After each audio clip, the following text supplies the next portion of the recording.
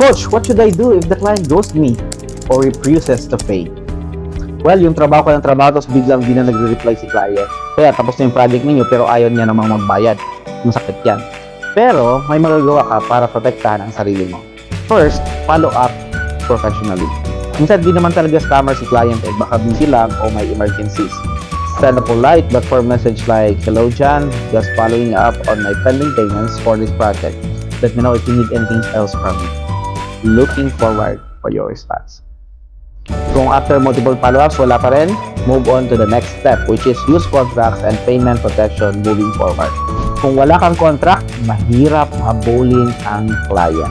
Next time, always have a written agreement before starting the work.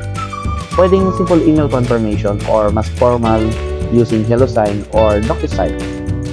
Mas okay din kung gagamit ka ng mga platforms like Upwork or Fiverr at iba pa na may mga built-in payment protection.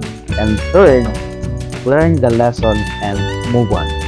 Kung nagawa mo na lahat ng follow-up at wala pa ring bayad, cut the losses and take it as a learning experience. Imagine mo na lang, tuition mo yon. Huwag mong sayangin ang oras mo sa client na ayaw magbayad. Spend that time on finding the better and legit clients. At syempre, warn other VAs din sa VA communities natin para hindi sila mabiktima ng fake client. So, by doing this, following up, using contracts, and learning from the experience, you can avoid future problems and build a safer, more stable VA career. Next time, ikaw na naman ang may control.